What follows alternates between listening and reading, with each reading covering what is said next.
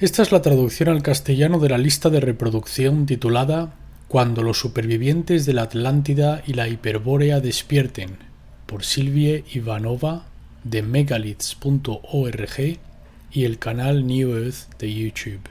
El primer vídeo se titula Mohenjo-Daro y la civilización micénica.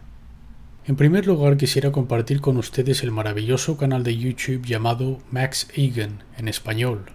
Max Igan se escribe MAX_IGAN. Os aconsejaría que antes de ver esta serie de vídeos, vierais primero el episodio titulado STM340 Todo es mentira, Survive in the Matrix en español. Este episodio lo encontraréis en el canal de Max Igan en español. Dicho esto, comencemos.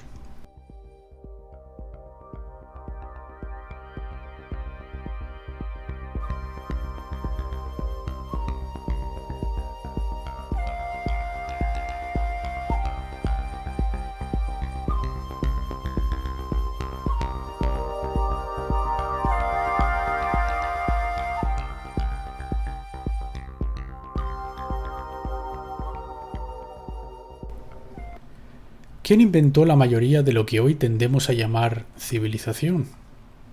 ¿Quién inventó todas estas cosas que tendemos a atribuir a una sociedad refinada y sofisticada?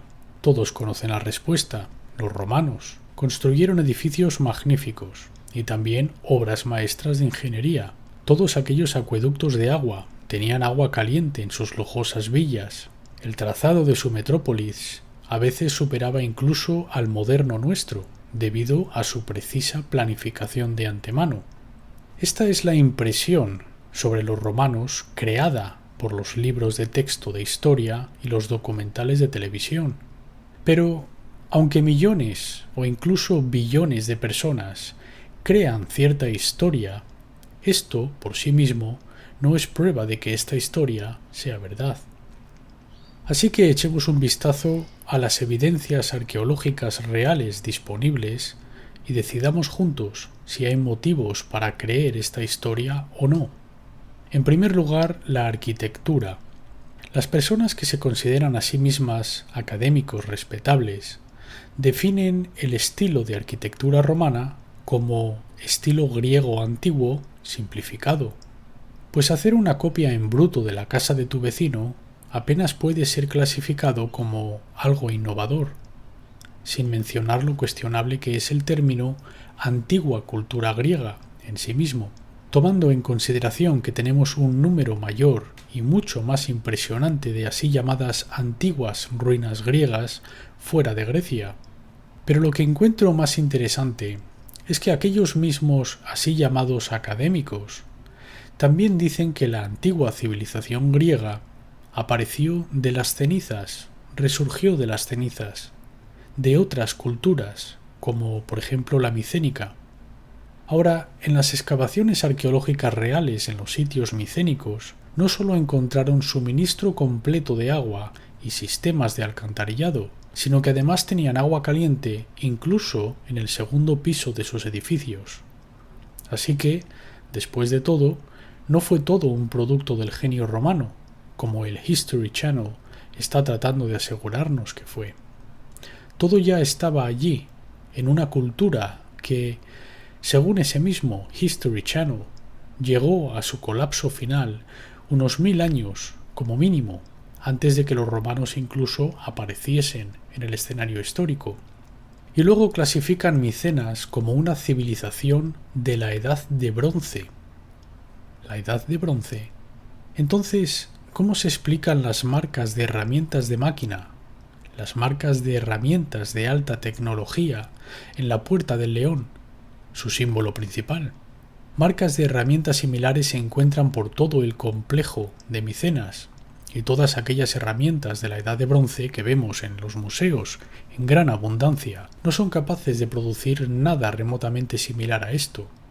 Las herramientas y técnicas utilizadas aquí fueron las mismas que se usaron en los famosos megalitos egipcios y peruanos. Después de que las piedras fueron colocadas o expulsadas aún no sabemos, después de eso eran moldeadas con una herramienta de un solo golpe, por así decirlo, Nosotros aún no hemos desarrollado tales modernas y portátiles herramientas que sean tan poderosas que de un solo golpe o trazado puedas dar forma a una fila de piedras de hasta un par de pisos de altura. Tales marcas de herramientas no encajaban bien con la idea general que se nos ha dado de la Edad de Bronce. Y este es el motivo del por qué no te muestran tales imágenes en el canal de historia. Ahora regresemos a la famosa Puerta del León, que se ha convertido en un símbolo emblemático del significado mismo de Micenas. Es un estilo completamente diferente a todo lo que lo rodea y parece que estaba roto incluso antes de que lo hubieran colocado allí. Probablemente ya fuese una antigüedad cuando lo hicieron un símbolo principal en la entrada de su ciudad. Es un estilo comúnmente encontrado en Asia Menor, especialmente en sitios que son extremadamente antiguos, sitios que tienen también una gran cantidad de marcas de herramientas de alta tecnología. Los leones de Micenas también parecen tener un corte hecho por una herramienta que definitivamente no es de la Edad de Bronce. Para ser franco, no veo ningún motivo en absoluto para considerar a los micénicos incluso como una cultura separada, o qué decir de la impresionante etiqueta de civilización. Es extremadamente improbable que hubiesen inventado algo en absoluto.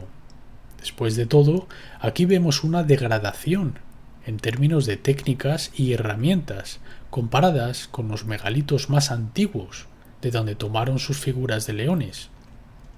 Y lo que sea que construyeron no fue un estilo único. Tales muros de construcción ciclópea son comunes para la región mediterránea y particularmente para Italia. Este es el sistema de Micenas. Este estilo de construcción es muy común para Italia y especialmente para Cerdeña. Los símbolos micénicos, sus grifos, no son de ninguna manera únicos o peculiares a la región. Se parecen mucho a los grifos adorados y venerados en toda Asia y Europa. Tales marcas de herramientas de alta tecnología no se encuentran exclusivamente en los sitios de Micenas. Pueden ser vistos en varios de los así llamados sitios griegos antiguos. Y aquí, cada pingüino bien leído te dirá: «Oh sí, ya sabemos todo eso hace mucho tiempo». Por supuesto que los sitios griegos antiguos a menudo se construyeron sobre la base de un lugar de culto más antiguo, y los académicos todavía discuten quiénes eran las personas antes de eso. Todavía discuten. Deja que discutan hasta el saciar de su corazón, pero ¿por qué no le cuentan los hechos a la gente? Los hechos sobre lo que realmente han excavado. Es decir, hasta 6 capas sucesivas, una debajo de la otra, algunas de ellas erosionadas. Significa que el edificio en la parte superior se construyó después de que el anterior ya estuviera erosionado. Eso significa una gran extensión de tiempo entre las capas. Y lo más importante, con cada capa sucesiva y más profunda, la calidad del trabajo de albañilería aumenta considerablemente. Y no es solo el tamaño de los bloques megalíticos, que se hacen más grandes a medida que las capas se hacen más y más profundas. También la precisión de la calidad del trabajo de albañilería y las posibilidades de detectar marcas de herramientas de alta tecnología también aumentan con las capas más profundas. En otras palabras, la degradación gradual es claramente visible. En lugar de eso, nos están engañando con charlas sobre descubrimientos e innovaciones. Y no es solo la falsa propaganda. También encubren activamente los valiosos artefactos de las antiguas civilizaciones. Aquí se ven algunas marcas de herramientas de corte apenas visibles. Las capas inferiores están sumergidas bajo asfalto moderno o lo que sea, cemento. Y todo esto está yendo bajo los lemas engañosos de conservación y restauración. En realidad, la mayoría de lo que el turista general vería en los llamados sitios griegos antiguos son edificios modernos, algunos de ellos envejecidos artificialmente, y en lugares donde la llamada restauración aún no ha logrado borrar todos los rastros de las cosas viejas y reales, vemos cosas como esta, por ejemplo, protuberancias en las piedras, idénticas a las protuberancias encontradas en los megalitos peruanos, las pirámides en Egipto, Baalbek, los acueductos franceses. Y fue la misma gente la que los construyó por todo el mundo. No fueron los salvajes de la Edad de Bronce, los que no sabían qué hay más allá de su aldea. Esta es una masonería poligonal megalítica de Grecia. Encontrarás patrones casi idénticos en Turquía y Cusco, en Perú. Estas son abrazaderas utilizadas en los sitios megalíticos en Grecia, idénticas a las utilizadas en Sudamérica, África, Asia, Europa. Entonces regresemos a la pregunta original. ¿Los romanos inventaron alguna de las cosas que llamamos civilización? ¿O no realmente? Entonces, ¿qué pasa con los acueductos romanos, por ejemplo? Construidos con tal precisión que son precisos al milímetro. Curiosamente, impresionantes, grandes acueductos romanos se encuentran en abundancia en docenas, si no en cientos, en Estados Unidos, muchos en México. Los pingüinos nos aseguran que los colonialistas los construyeron, porque se preocupaban tanto por los lugareños. ¿Lo hicieron ellos? Es extraño que algunos de los acueductos alimenten ciudades precolombinas, como las de los aztecas. También es un tanto misterioso que los colonialistas, que amaban tanto a los lugareños, que viajaron en el tiempo, a la época romana, para aprender a construir acueductos con ellos. Entonces, después de que estas personas amorosas conocieran a los lugareños, de alguna manera, solo una pequeña fracción de la población local se mantuvo viva. Y estoy de acuerdo en que los acueductos romanos en América serían una curiosidad peculiar de la historia que simplemente no podemos entender o explicar. Si no hubiera cientos, sino miles de artefactos romanos encontrados en ambas Américas, como veremos en el episodio sobre ambas Américas, yo creería que los acueductos son una especie de extraña excepción si no hubiera lo que llamamos puertos de estilo europeo sumergidos en las Bahamas, junto con las ruinas de grandes plataformas y cimientos de edificios de estilo similar. Entonces, este documental no va a ser como, no fueron los romanos, en realidad fueron sus vecinos. No. Voy a tocar en problemas mucho más fundamentales, como el hecho de que hemos sido adoctrinados para creer tantos términos erróneos con los que intentamos definir nuestra historia, que a veces nos faltan conceptos básicos como el vocabulario para comenzar a investigar lo que realmente sucedió en el pasado. Por ejemplo, las ciudades de América del Sur estaban llenas de estatuas grecorromanas. Una vez más, nos dicen que todo fue hecho por los colonialistas.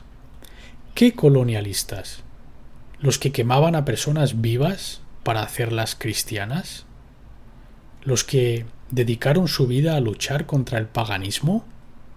Se supone que debemos creer que esas mismas personas hicieron estatuas fantásticas de los mismos dioses de los paganos, invitando a las mujeres apenas vestidas y los hombres que llevaban solo una hoja de vid, y colocarlos en la cima de sus edificios sociales más respetados en las ciudades.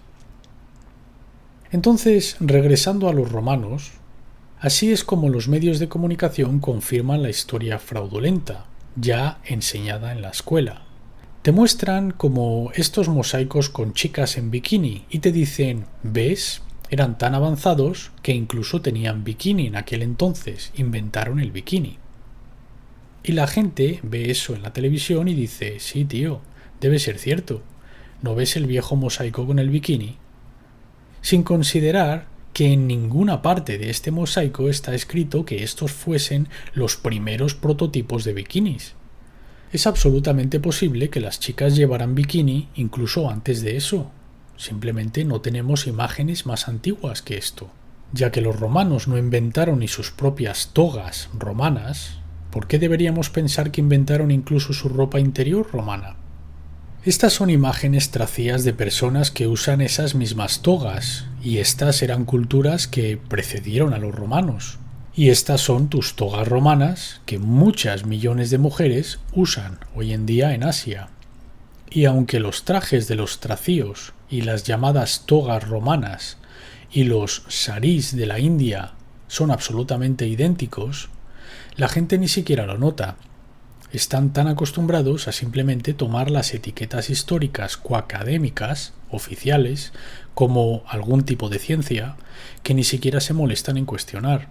Y no estoy hablando de algunos detalles menores de los llamados misterios, esas pequeñas partes inexplicables de nuestro pasado, no. Incluso los mismos fundamentos de la llamada historia, de la historia oficial enseñada en los colegios, no coincide con los artefactos, no coincide con los sitios históricos, y no solo la historia antigua, incluso la relativamente reciente, hasta hace unos cientos de años. Por ejemplo, adivina qué ciudad es esta. Te voy a dar algunas pistas. Este era un residente de esta ciudad. Así es como se ve hoy en día. La respuesta al cuestionario es Tokio. ¿Acertaste? Lo dudo, porque estas cosas no deberían haber estado allí. Porque cuando en Europa la gente construía en este estilo llamado nuevo clásico, que es otra etiqueta extremadamente engañosa, por aquel entonces Japón vivió en un aislamiento casi total del mundo. Tan cegados en sus creencias fanáticas en las historias coacadémicas sobre la historia, la gente simplemente asumió que debían haber sido construidas después de que Japón se abriera al mundo. Pero, ¿es esto realmente, quiero decir, posible? Esto significaría liquidar grandes partes, las partes centrales de su ciudad tradicional, simplemente demoliendo todos los edificios. Nada de esto ha sido registrado. Pero imagínense, ¿es realmente pensable que los japoneses tradicionales, hubieran demolido sus mejores edificios tradicionales sin decírselo a nadie, sin grabarlo en ninguna parte? Traer un montón de extranjeros, en los que no confían incluso a día de hoy, a construir los nuevos centros de todas sus ciudades desde cero, en un estilo que en aquel momento ya estaba pasando de moda. Este hombre, por cierto, es Okubuto Semithi. Esta es una fotografía única de un museo japonés, de uno de los últimos samuráis reales. Ese no debería haber sido su aspecto, por las historias que nos cuentan la coacadémica. Así es como deberían parecer los verdaderos samuráis. Así es como piensa la gente. Bueno, estos son en realidad actores. Y no es solo el estilo, que no debería haber estado allí si la historia oficial fuera correcta. También hay megalitos tejidos dentro de la estructura de estos mismos edificios que no debería haber estado allí. Y no cualquier megalito, sino megalitos poligonales, muy parecidos a los del Perú, Turquía y Egipto. No hay coincidencia. Incluso las abrazaderas coinciden con las abrazaderas de los megalitos de los otros continentes, que la coacademia oficial está indirectamente tratando de engañarnos para que pensemos que son de una civilización extremadamente vieja y olvidada, una civilización desaparecida, civilización perdida. Ni siquiera te molestes en rastrearlo, está ya muy lejos en el tiempo. No estaba tan lejos atrás en el tiempo. Al menos su final. Sí, la civilización podría haber existido durante mucho tiempo, pero su desaparición fue muy reciente.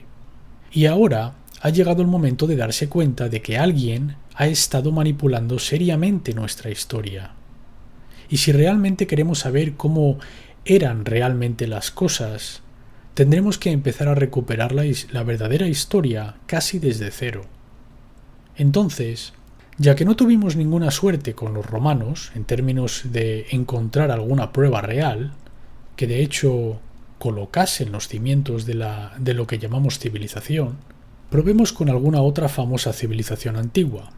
Por ejemplo, el Valle del Indo, también conocida como la civilización Harappa, siendo Mohenjo-Daro probablemente su sitio más famoso. Los académicos oficiales lo remontan a miles de años atrás en el tiempo. Esa es la antigüedad profunda. Dios sabe si esas fechas son verdaderas. Porque, como vamos a descubrir en los episodios posteriores, cualquier cosa más antigua que 200 años es altamente cuestionable. Y cualquier cosa más antigua que 500 años es probablemente pura fantasía. Pero por el bien del argumento, asumamos que estas fechas son correctas. Entonces, veamos qué leemos en las notas reales de los arqueólogos que estaban cavando en el sitio. Un par de periodos distintos son claramente visibles. Por supuesto, fue un largo periodo de tiempo, por lo que es normal que diferentes culturas lo habitaran. Entonces, la primera capa, desde el principio, desde cero, hubo una planificación central. Había ya aguas residuales, había agua corriente, habían pozos. Todo estaba dispuesto en el plan antes incluso de que apareciera la ciudad. Así que no fue caótico, como que hubo un solo asentamiento y luego unas pocas personas más se unieron y decidieron construir un pozo y luego, venga, vamos a construir una casa. No, la planificación central desde el principio. Y no solo las ciudades fueron establecidas adecuadamente con las calles rectas y todo, la civilización completa fue centralmente planeada. Había fábricas que fabricaban diversos bienes y fue extraordinariamente bien organizado. Ciertas partes se fabricaban en una ciudad determinada y luego se organizaría el transporte. Y el proceso de fabricación completo continuaría en otra ciudad. Así que ya estamos hablando de una infraestructura bien organizada con componentes complejos. Este antiguo periodo dorado termina con la gente simplemente muriendo en las calles. No queda nadie ni siquiera para enterrarlos. Los pingüinos nos dicen que es todo un misterio. Este es un truco ya bien comprobado. Funciona. El decir que es un misterio para que podamos ignorar las leyendas que nos cuentan en detalle el tipo de armas que estaba matando a gente así. Y por supuesto, ahora el sitio completo está restaurado, mejorado, y ya no se puede estudiar más esta situación. Los esqueletos ya no están allí. La destrucción de los edificios tampoco puede ser estudiada. ¿Hubo realmente un epicentro, como dicen algunos? Ya no lo podemos saber. Otra evidencia más destruida. Bueno, en fin. Pues luego viene la próxima cultura que habita el sitio Mohenjo-Daro. Tienen dificultades incluso para mantener la infraestructura, la cual la encontraron básicamente ya hecha. Por ejemplo, el sistema de suministro de agua comienza a deteriorarse debido a que carece de mantenimiento. Los pozos públicos no reciben servicio lo suficientemente rápido, cosas así. Luego, a medida que unas pocas más de culturas ocupan el lugar, se empeora progresivamente. No pueden mantenerlo, y al final se reduce a vivir en casas derrumbadas, donde ocupan aquellas habitaciones cuyo techo aún sigue en pie, e incluso comienzan a utilizar las casas en algunos de los barrios como lugares de enterramiento. En otras palabras, la sociedad organizada simplemente se ha desmoronado. Desintegración total. Entonces planteo la pregunta: ¿dónde en todo esto ves alguna progresión, alguna innovación, algún descubrimiento, algún progreso? No hay nada de eso. En cambio, vemos una confirmación directa de las leyendas que son, por cierto, la historia oral que ha sobrevivido a día de hoy. Ha sobrevivido a la destrucción de los libros antiguos y auténticos. Y no solo la degradación prueba que las leyendas tienen una historia más confiable que la que comúnmente vemos en la televisión, pero también el hecho de que el conocimiento viene en una forma ya hecha, realmente exactamente como lo describen las leyendas de todos los continentes. Alguien llega y enseña a la gente las artes, la medicina, instalan el derecho social, establecen la infraestructura, enseñan a la gente cómo mantenerla. No hubo hallazgos que sugieran que antes de la civilización del Valle de Indo, en estas regiones, hubiera sofisticación alguna o cualquier formación gradual de algo en absoluto. Simplemente llegó ya en forma ya hecha. Y además de esto, el símbolo de la esvástica fue encontrado en Mohenjo-Daro, un símbolo muy antiguo de buena suerte y prosperidad, que, una vez más, extrañamente aparece en varios lugares, en varios continentes, donde el conocimiento avanzado, de repente, aparece de la nada. Ahora, en términos del papel de la religión organizada en la sociedad actual, parece que relativamente pocas personas realmente se encuentran con Dios cara a cara, tras ser miembros de un grupo en particular. Pero hay algo más que ha estado funcionando muy efectivamente. La conciencia de la gente es inundada diariamente por numerosas historias de personas que actúan violentamente, lideradas por el fanatismo religioso. Debido a que ver la televisión, incluso durante solo un par de minutos, uno cae en el estado de hipnosis, a pesar de que sea una ligera hipnosis, todavía lo es, y la definición misma de hipnosis es un estado de alta sugestionabilidad. Bueno, en el episodio sobre las religiones, te sorprenderá descubrir que tiempos completamente diferentes estaban sobre nosotros. Tiempos, por ejemplo, cuando el cristianismo y el islam eran en realidad una y la misma religión. Tan extraño como pueda sonar a día de hoy, en realidad hay muchos artefactos que apuntan en esta dirección, como por ejemplo reyes europeos de Rusia, de Alemania, llevando inscripciones religiosas árabes en sus cascos y en sus armas. Las citas del Corán están inscritas básicamente junto con las inscripciones perfectamente cristianas. Mientras que al mismo tiempo los gobernantes en Asia Occidental, que ahora están clasificados como puramente musulmanes, estaban acuñando monedas y representándose a sí mismos con cruces cristianas y otros atributos, ahora oficialmente etiquetados como puramente cristianos. La explicación oficial de todo esto es que, los reyes cristianos llevaban estos elementos de diseño por la decoración sin entender de hecho su traducción. Y el rey alemán resulta que acababa de perder su manto y entonces vestía el manto árabe porque justamente en ese momento que perdió el suyo, pues conquistaron alguna tribu árabe y decidió vestir su hermoso manto en su lugar. El rey alemán llevaba vestidos, en serio, de segunda mano de tribus menores con las que no tenía conexión. Y en cuanto a las monedas, nos dicen que, ya ves, la gente que acuñaba monedas simplemente decidieron copiar los diseños europeos sin entender lo que realmente hay en ellos. De verdad, ¿hubo tal falta de diseños por toda Asia? Pero por supuesto, muy raramente se necesitan hacer tan ridículas explicaciones porque en la mayoría de los casos los artefactos incómodos simplemente nunca alcanzan la atención del público.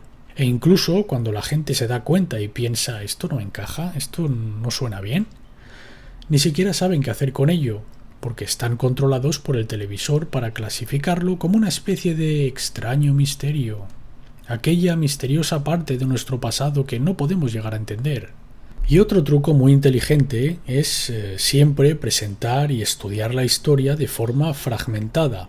Todo el mundo está restringido a su propia región. Por ejemplo, la escritura rúnica se encuentra en Europa, Asia y África, y tal vez incluso algunas variaciones en ambas Américas. Ahora, como los artefactos con runas se encuentran en los territorios de diferentes países, están etiquetados como sistemas de escritura completamente independientes, para que las personas no se den cuenta de que en el pasado todos éramos parte de una gran familia. Y entonces te estarás preguntando, ¿es realmente posible que tantos historiadores a lo largo de los siglos y miles de años han cometido errores tan contundentes? ¿Y se han imaginado la historia tan desconectada de los artefactos y los sitios históricos? ¿Cómo es eso tan siquiera posible? No, no es posible.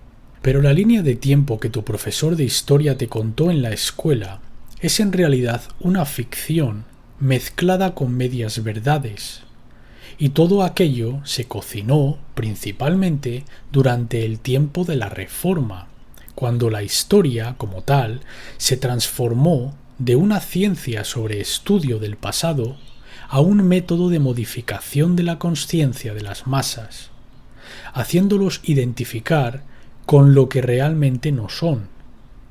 Cuando la gente se convenció de que solo son descendientes de salvajes y de monos, ya no sabían que podían reclamar su legítima herencia como estudiantes y niños en el sentido más directo de seres celestes avanzados.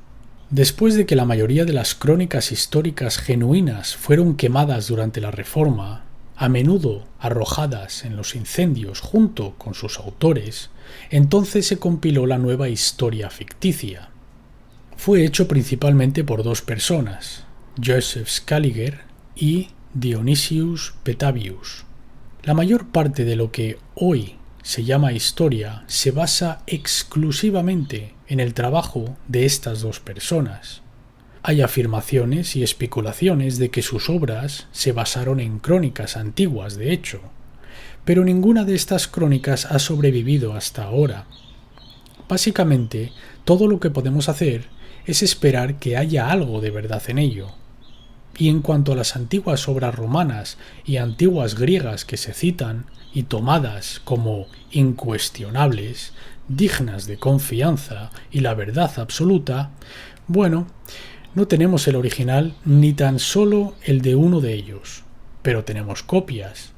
Cuando el pequeño grupo de monjes jesuitas hacían las copias, escribieron honestamente en el prefacio: estamos copiando y corrigiendo para que se ajuste a la nueva historia.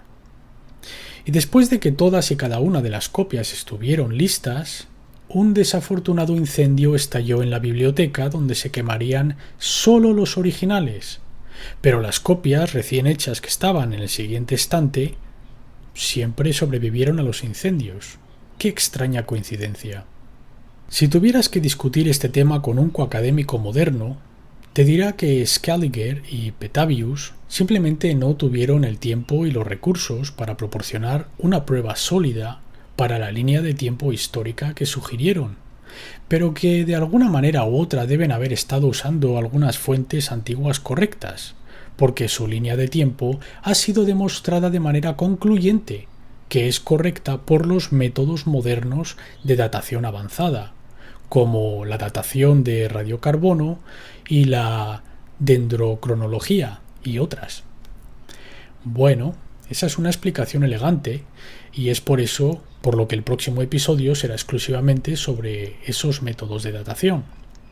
Ya veremos si esto se mantiene a flote en realidad, porque si realmente esto tiene peso, entonces, ¿por qué es una práctica comúnmente aceptada en la mayoría de los laboratorios que realizan datación por carbono?